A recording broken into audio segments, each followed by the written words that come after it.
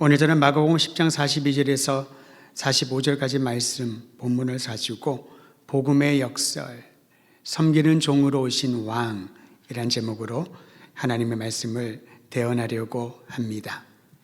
예수님에 대한 평가는 일반적으로 긍정적입니다. 예수님에 대하여 부정적인 말을 하거나 또 굉장히 적대적인 표현을 하는 이들을 만나기가 어렵습니다. 사람들은 예수님을 인류 발전에 유익한 교훈을 남긴 위대한 성인이라고 말합니다. 또 어떤 이들은 예수님의 생각을 하면 나는 기독교 신앙을 받아들이질 않지만은 참 예수님이 인류에 공헌한 것이 지대하다라고 말하기도 합니다. 그런데 만일 예수님을 역사상 추앙할 만한 위인으로만 생각한다면 정작 예수님께서 선포하신 복음의 능력을 약화시킬 것입니다. 어떤 목사님은 기독교 신앙을 이렇게 말을 합니다. 기독교는 종교가 아니라 복음을 받아들이는 것이라고. 여러분, 여기에 여러 가지 생각을 할 수가 있겠습니다만은 매우 단순한 메시지를 전하는 거죠. 기독교란 종교적인 교리나 관행을, 교훈을 따르는 것이 아니라 예수님이 선포하신 복음을 받아들여야 그것이 바로 참된 기독교인, 그리스도인의 신앙이라고 할 수 있는 것이지요. 오늘 예배되는 모든 성도들에게 말씀을 듣고 말씀을 선포되는 말씀을 받아들이는 모든 이들에게 우리의 복음이신 예수 그리스도의 능력을 경험하는 이 아침이 되기를 간절히 소망합니다. 그런 면에서 복음의 본질은 도덕적인 책임을 말하는 것이 아닙니다. 윤리적인 교훈이나 선에 대한 가르침도 아닙니다. 여러분 본인이 알잖아요. 예수님을 믿고 난 다음에 좀 착한 사람이 되었나요? 선한 일을 하던가요? 그렇지 않지 않습니까? 버젓이 십자가를 달고 물고기 표시를 들고 교통법규도 어기면서, 그러면 여러분 선한 사람, 착한 사람이 되는 것이 기독교 신앙을 갖는다는 말은 어폐가 있는 것 아니겠습니까? 복음의 본질은 그런 것이 아닙니다.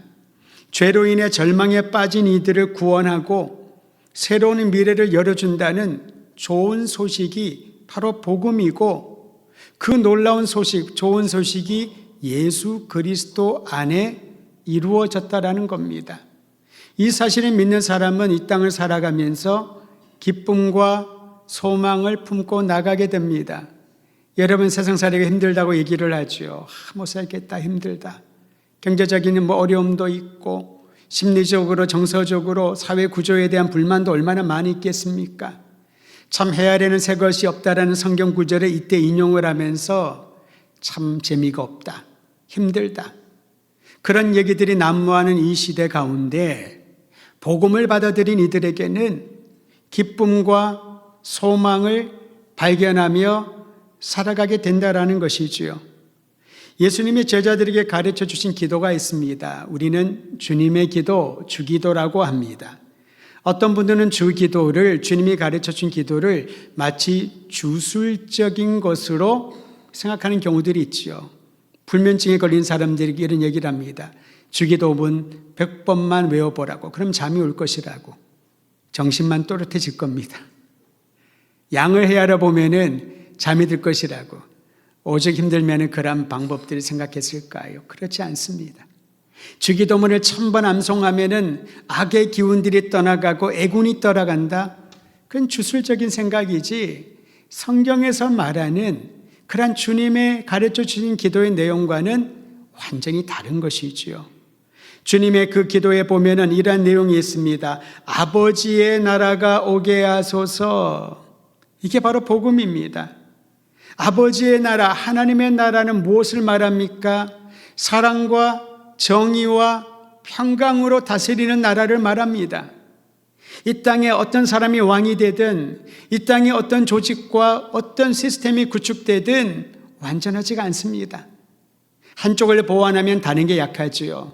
여러분, 그래서 우리가 약을 먹을 때도 너무 많은 약을 먹으면요, 몸의 다른 부분이 어려울 수가 있지요. 제가 홍콩에 있을 때에 우리 아이가 열이 나서 너무 힘이 들어서 병원에 간 적이 있었습니다.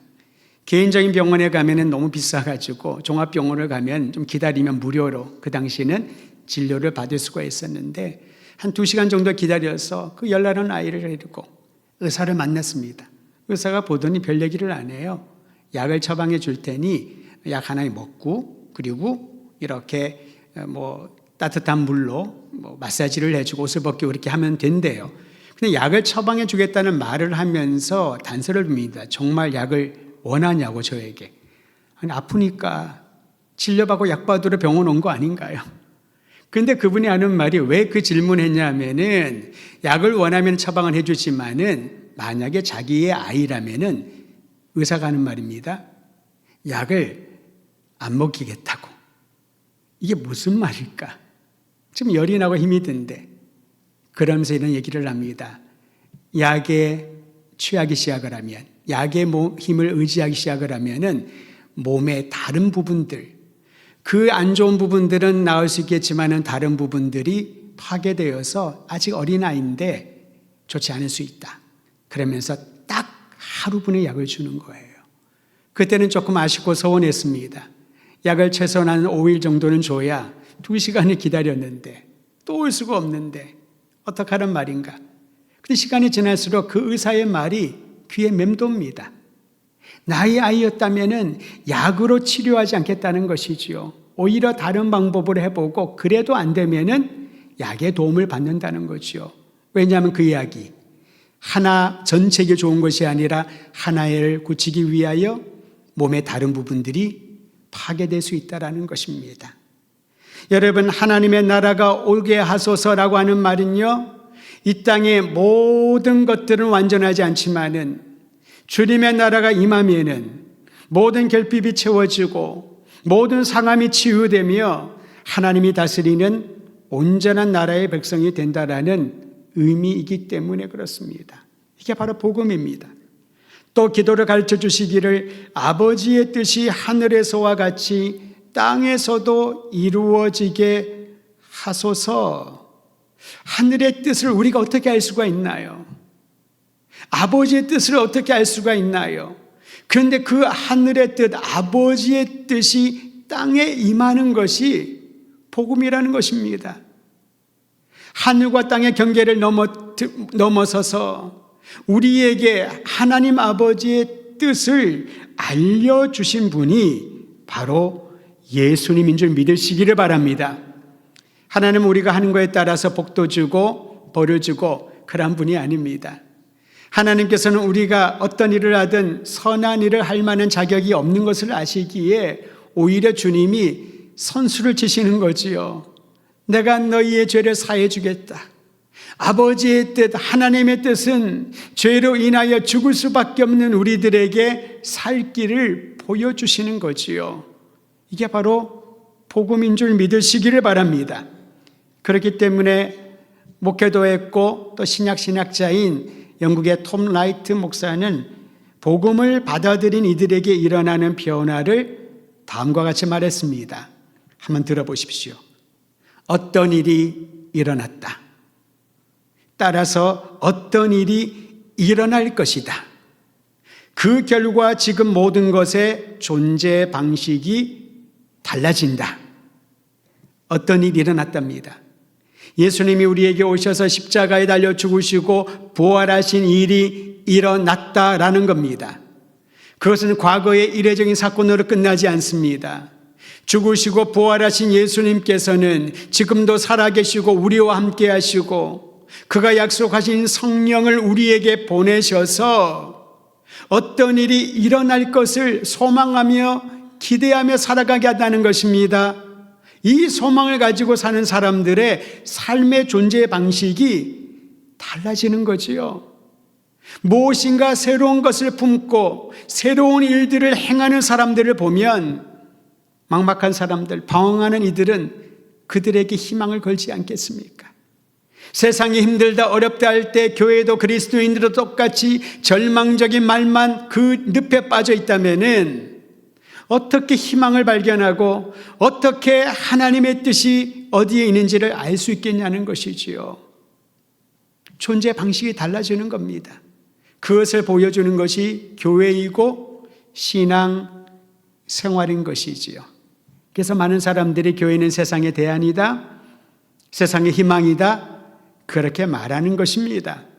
아무리 그렇게 얘기를 해도 교회 안에 들어봐도 별 게 없고, 예배를 들어도 아무런 일도 일어나지 않고, 성경을 읽어도 내 삶이 변하지 않는다면은 그것은 이미 일어났고 반드시 일어날 예수님의 그 놀라운 새 생명의 약속과 전혀 다른 삶을 살아가는 것이지요.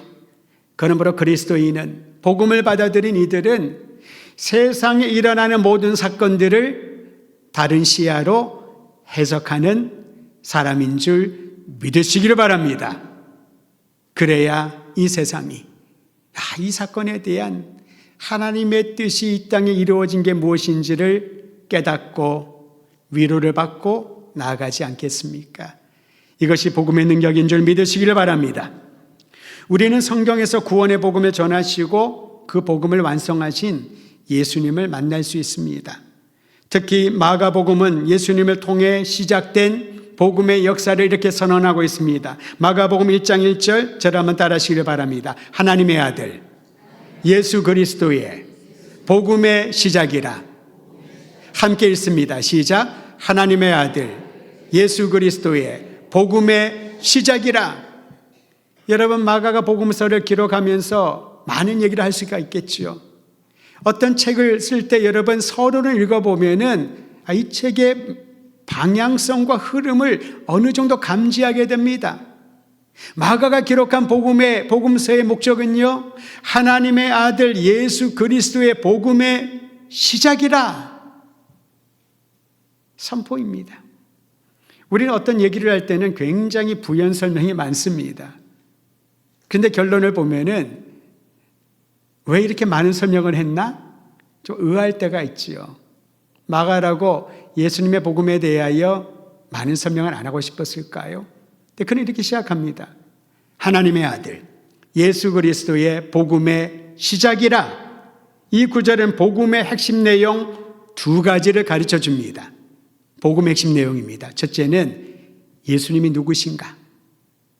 그것을 아는 것이 복음입니다. 두 번째는 그 예수님이 무슨 일을 하셨는가?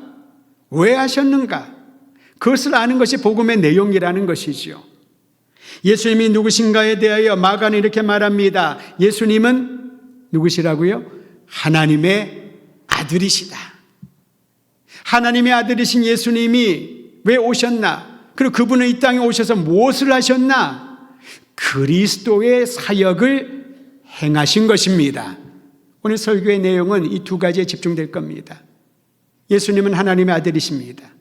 하나님의 아들이신 그분이 육신을 입고 이 땅에 오셔서 그리스도의 사역을 행하셨는데, 이것이 우리에게는 삶의 방식과 꿈과 비전과 삶의 목적을 완전히 바꾸어 놓는 좋은 소식이라는 내용이지요. 여러분, 이 사실을 듣고 그 복음을 따라 사는 사람들에게 놀라운 변화가 일어날 줄 믿으시기를 바랍니다. 지난주에 반응은 아주 잘하셨는데 오늘 또 속으로 하시네요.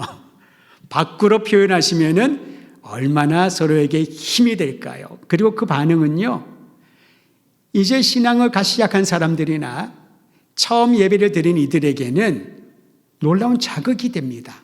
그렇지 않습니까?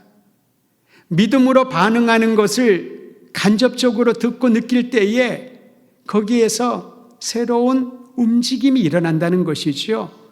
그래서 반응이 중요합니다. 그저 목사가 선포를 하니까 거기에 장단을 맞춰주기 위해서 아멘 아멘 아무 의미가 없습니다. 이것은 나의 신앙에 대한 제 확신이요, 공동체가 하나님께 드리는 반응인 줄 믿으시기를 바랍니다. 그래서 아멘을 자주 적절한 때에 하시기를 바라요.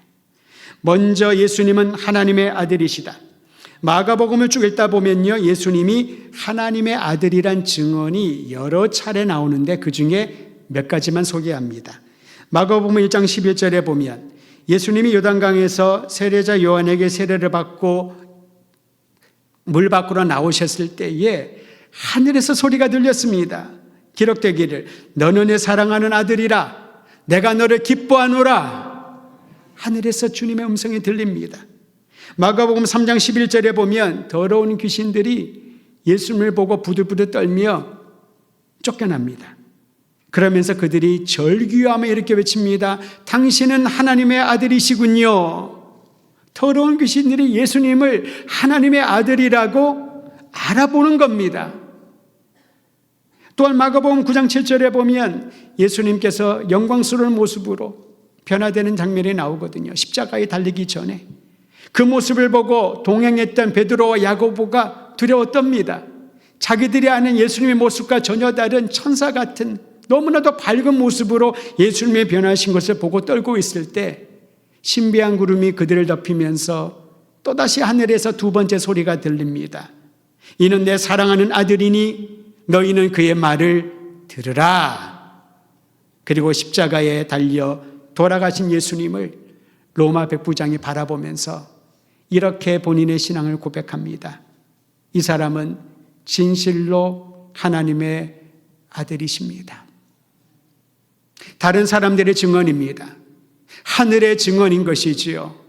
예수님이 하나님의 아들이심을 마가는 그렇게 담대하게 사람들에게 전하고 싶었던 것입니다.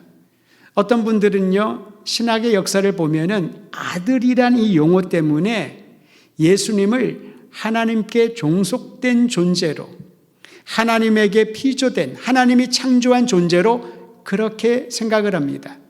일반 사람들보다는 탁월하지만 하나님에게 종속된, 그래서 하나님의 아들이라고 그렇게 이해를 하고요, 새로운 신앙 용어를 만들어냈습니다. 유사 본질이라고, 하나님과 흡사한 본질이라고. 여러분, 이러한 신학적인 용어를 들어본 적은 없으실 거예요. 그런데 여러분, 성경에서는 하나님의 아들이란 용어를 사용할 때는 하나님과 비슷한, 그러나 하나님보다 못하고 사람보다 뛰어난 그런 존재를 설명하는 용어가 아니었습니다. 여기서 하나님의 아들이라고 하는 것은 본질상 하나님과 동일한 분이라는 의미이지요. 그래서 동일 본질이라고 하는 신학 용어를 성경에서 배우게 됩니다. 여러분, 빌립보에서 우리는 그 말씀을 알게 되지요. 그는 근본 하나님의 본체시나, 하나님과 동일한 본질을 가지신 그분이 하나님과 동등됨을 취할 것으로 여기지 아니하시고 종의 형체를 가지고 우리에게 오셨다. 이게 복음이라는 거지요. 하나님의 아들이신 그분이 하나님과 같은 신성을 가지고 초월적인 능력으로 기적을 행하시고 구원을 이루신 것입니다. 눈먼 자의 눈을 뜨게 하고 앉은 뱅이를 걷게 하고 불치병을 고치고 죽은 자를 살리셨습니다. 거친 풍랑과 바다를 통제하고 자연의 원리를 통제하는 능력을 가지셨습니다. 죄의 유혹과 사망 권세를 이기시고 예수님이 십자가에 달려 죽은 것은 패배자가 아니라 부활의 승리, 영원한 생명을 주시고 우리의 죄를 다 씻어주시기 위하여 십자가에 죽으셨죠. 그래서 초기 교회 사도들이 전했던 복음은 예수님이 그리스도다. 그리고 그분의 그리스도께서 십자가에 죽으시고 부활하심으로 우리의 죄는 다 씻어지고 영원한 생명을 얻었다. 그러니까 이 복음을 위하여 목숨을 거는 거죠. 예수님이 내 죄를 씻어주셨는데, 나 같은 죄인을 주님이 용서해 주셨는데, 예수님이 나에게 영원한 생명을 주셨는데, 아무리 우리가 이 육신의 목숨을 보존한다 하더라도 100년, 200년을 살겠습니까? 아무리 몸에 좋은 보양식을 먹는다고 하더라도 병에 안 걸릴 자신이 있나요? 그렇지 않습니다. 그런데 영원한 생명, 이 땅에 사는 동안에 하늘의 뜻, 하늘의 하나님의 선물을 맛보며 살아가는 이 놀라운 복음을 받았기에 순교할 수 있었던 거죠. 목숨을 걸고 예수님을 전할 수 있었던 것입니다. 이 은혜가 우리 모두에게 임하기를 주의 이름으로 축원드립니다. 이처럼 죄인을 구원하는 은혜로운 역사는 하나님이신 그분이 인간이 되는 성육신 사건으로부터 출발합니다. 요한복음 1장 14절, 같이 한번 읽어볼까요? 같이 있습니다. 시작. 말씀이 육신이 되어 우리 가운데 거하심에 우리가 그 영광을 보니 아버지의 독생자의 영광이요 은혜와 진리가 충만하더라. 말씀이신 그분이 영원부터 계셨던 그분이 육신이 되어 우리 가운데 거하셨다. 이게 바로 예수님이 이 땅에 오신 의미인 겁니다. 또 다른 신학적인 용어로 성육신, 인카네이션이라고 합니다. 그러면 하나님이신 그분이 왜 인간이 되셔야 됐나요? 그냥 안 내려오셔도, 성육신 안 하셔도 내가 너희의 죄를 사하노라 그러면 될 텐데 왜 내려오셨을까요? 크게 두 가지 이유로 우리는 요약할 수 있습니다. 우리 모두를 너무나도 사랑하셨기 때문에 사람의 모양으로 오셔서 우리 죄를 완전히 짊어지고 죽으시기 것이지요. 사람이 아무리 힘써도 하나님의 뜻을 알 수가 없습니다. 하나님의 온전한 구원이 어떤 방식으로 이루어지는지 자신 있게 얘기할 수 없습니다. 어떤 이단 사이비들은 아주 말도 안 되는 그러한 논리를 갖고 있는 사람들은 그 교주의 몸에서 나오는 어떤 배설물을 마시면은 영원히 산다. 이 영생수다. 근데 거기에 미혹되는 사람들이 있죠. 왜냐하면 사람들은요, 뭐라도 잡고 싶은 이 죄책감에서 벗어날 수만 있다면 뭐라도 하고 싶은 그런 열망이 있거든요. 그런데 하나님의 구원 방법은 전혀 달랐습니다. 우리를 얼마나 사랑하셨는지 인간의 몸을 입고 오셔서 하나님의 뜻을 우리에게 가르쳐 주신 거지요. 전에 공충박물관 그런 데 가본 적이 있습니다. 그때는 개미들 굴이라고 해서 여러분 우리 어릴 때 그런 거 했었잖아요. 이렇게 벽에다가 유리벽에다가 흙이 있고 그 개미 굴을 우리가 옆에서 보는데 오랜만에 봐도 참 신기하더라고요. 개미가 보더라고요. 근데 걔들이 나름대로 질서를 가지고 땅을 파고 막 움직이는 그런 모습을 보는데 딱 보면서 그런 생각이 들었습니다. 하나님 앞에 우리는 그런 존재가 아닐까? 개미 같은 곤충 같은 벌레 같은 존재가 아닐까? 근데 그 개미를 보면서 그 개미가 이것을 만든 사람의 뜻을 알았을까? 자신들의 삶을 아이들에게 보여주고 교육시키기 위한 목적으로 이러한 통을 만들어 놓고 흙을 집어넣고 자기들이 집어넣은 것을 알았을까? 모르지요. 우리가 어떻게 하나님의 뜻을 알 수 있겠습니까? 아무리 이성적으로 탐구하고 연구하고 그런들 어떻게 하나님을 알 수 있겠습니까? 철학자들은요, 신을 연구하기 위해서 탐구를 했는데 그들이 내놓은 결론은요, 신은 형이상학적인 차원에서 존재하신다. 형이상학은 우리의 물리적인, 우리의 삶을 넘어서는 영역이지요. 메타피지컬. 그러니까 우리는 신을 생각을 하면 추상적인 개념으로 설명을 할 수 있지만은 우리의 몸과 감각이 느낄 수 있는 그러한 존재가 아니라는 거죠. 우리는 피지컬 월드에 살고 있지 않습니까? 보아야 깨닫고 만져야 알 수가 있고 귀로 들어야 이해가 되는데 신은 메타피지컬입니다. 형이상학적인. 그래서 어려운 말로 자꾸 얘기를 하는 거죠. 신의 존재는 이렇고 신은 이렇고 이렇고. 아무리 들어도 이해가 되지 않습니다. 그래서 하나님이신 그분이 우리에게 오셔서 자신을 계시해 준 것이지요. 제자 중에 빌립이 예수님 길을 가다가 예수님 하나님 아버지를 보여주소서. 주님 말씀하시지요. 빌립아, 나를 본 거로 아버지를 본 것이다. 하나님의 뜻을 계시하시고 하나님의 사랑을 우리에게 알려주시고 보여주시고 경험하게 하신 제자들의 발을 씻으면서 그들과 눈을 마주치면서 그들의 귀에 하나님의 생명의 말씀을 전해주면서 모든 사람들에게 십자가에 고통받으며 피가 쏟아지고 물이 쏟아지고 고통의 외침을 들려주면서 우리를 사랑하시는 하나님의 큰 사랑을 보여주려고 인간의 모양으로 오신 줄 믿으시길 바랍니다. 두 번째, 하나님이신 그분이 왜 이 땅에 오셨을까요? 죄 때문입니다. 인간의 죄 때문입니다. 우리 스스로 죄를 해결할 방법이 없거든요. 죄를 뉘우치는 것까지만 해도 대단한 사람입니다. 그리고 뉘우치고 다시는 그 똑같은 죄를 반복하지 않는 거 훌륭한 사람일 것입니다. 그러나 그 죄 자체의 문제를 해결할 수가 없습니다. 노력을 하고 절제하려고 하지만은 내 생각으로 죄를 짓습니다. 밤에 문을 닫고 혼자 있으면은 죄악된 생각들이 너무나도 많이 들어옵니다. 억제하다가 그 억제할 능력을 잃어버리면은 행동으로 표출합니다. 죄의 문제를 궁극적으로 해결할 수가 없습니다. 죄의 결과는 영원한 사망이라고 성경을 말하지 않습니까? 더불어 죄는 하나님과의 관계를 철저히 단절시킵니다. 인간관계에서도 어떤 사람과 불편한 관계가 되면은 그 사람하고 앉아서 밥 먹기 싫잖아요. 얼굴 마주치기 싫습니다. 하물며 우리가 죄를 가지고 있는데 어떻게 하나님을 대면하여 기도할 수 있을까요? 본인이 가증스러워서 내가 그래서 교회를 못 나간다. 내가 너무 죄가 많아서 이 죄가 조금 감소되면 내가 나갈게. 그런 사람들 굉장히 많습니다. 감소될 것 같나요? 더하면 더하지 없어지지 않습니다. 우리의 한계입니다.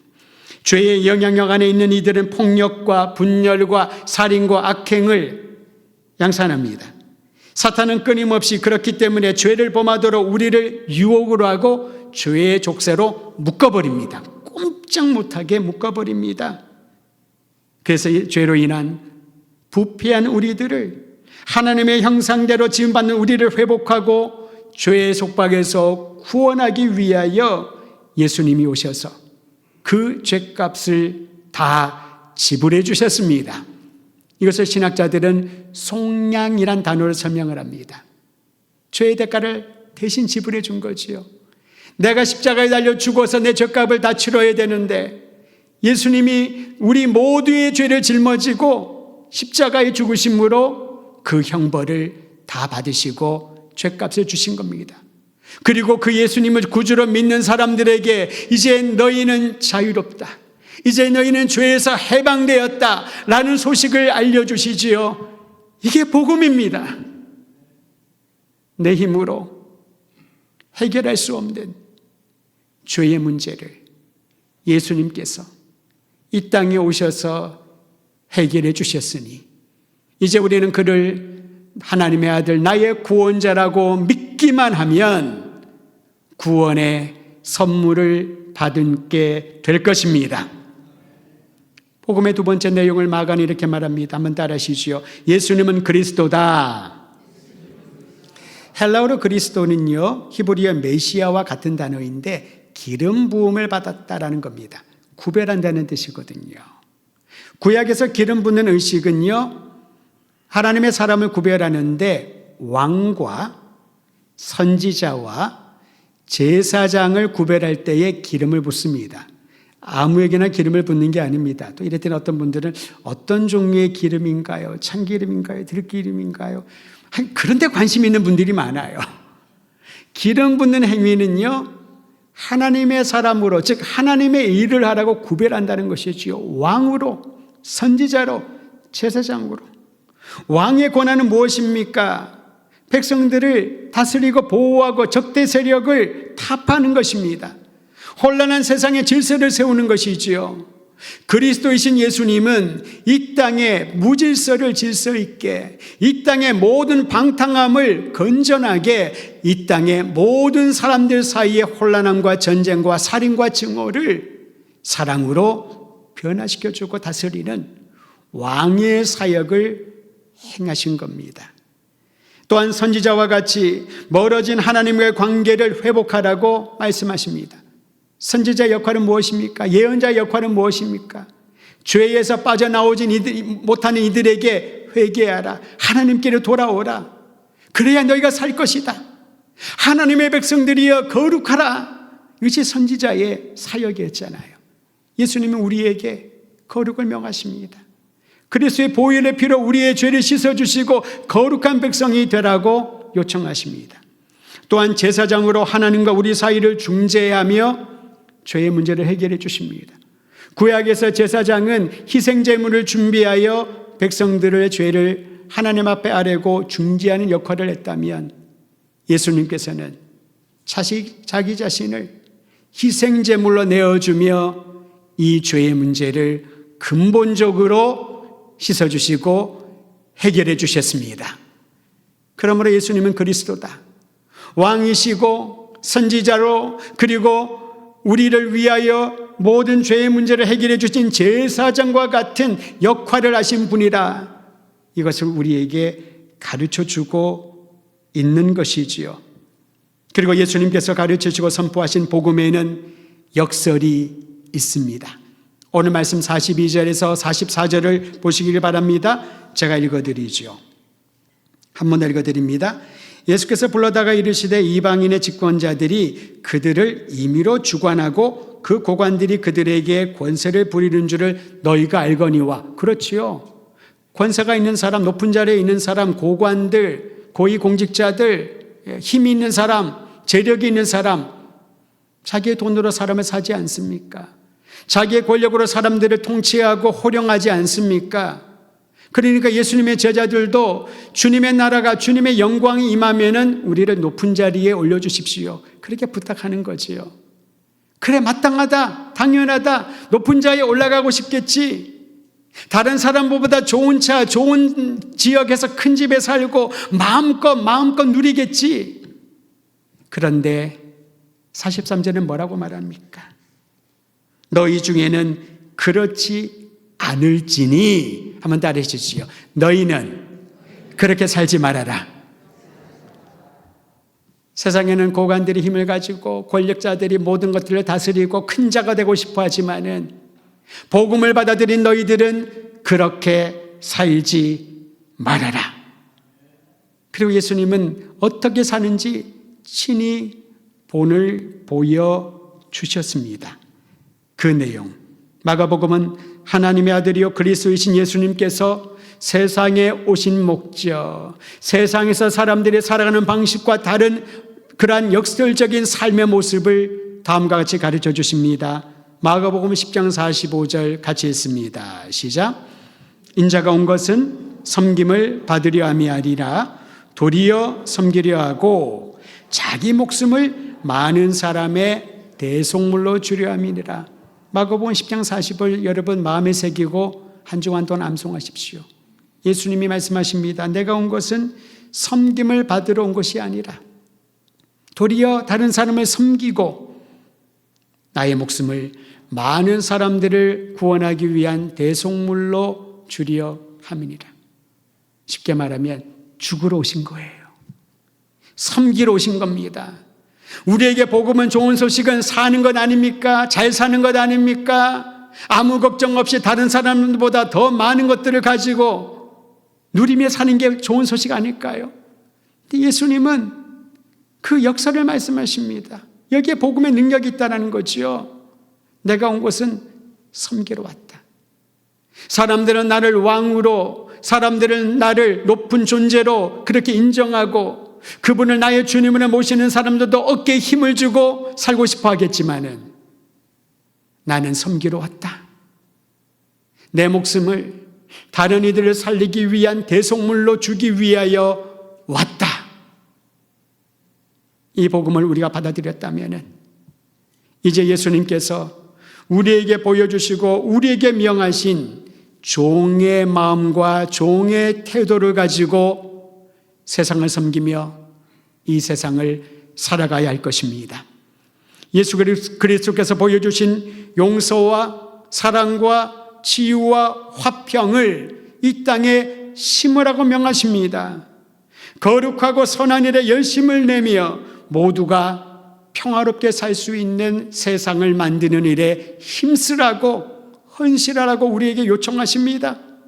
그리고 예수님이 이루신 구원의 복음을 때를 얻든지 못 얻든지 전하라고, 나의 사랑하는 이들에게 나만 구원받고 나만 복음에 합당한 삶을 사는 것으로 멈추지 말고 나의 사랑하는 모든 이들에게 예수님이 하나님의 아들이요 구원자이시며 우리의 그리스도로 모든 죄를 다 해결해 주시고 변함없는 소망과 평강을 가지고 살게 하셨다는 희망을 잃지 말라고, 용기를 내라고, 우리에게는 미래가 있고 우리에게는 그 미래가 예수님 안에서 확실히 보증된다는 이 사실을 전하는 증인이 되라고 명하십니다. 이와 같은 복음에 합당한 삶을 살아가는 우리 더드림교회 성도들이 되어서 우리가 주님 배웠기 전에 나의 삶을 통하여 주신 복음의 그 능력을 한 사람 또 다른 사람 또 다른 사람 10명 100명 1000명 아니 수많은 사람들에게 전하고 그들도 하나님의 뜻이 이 땅에 이루어지는 복음의 기쁨을 맛볼 수 있도록 여러분 우리의 삶을 가치 있게 올려드리기를 주의 이름으로 축원드립니다.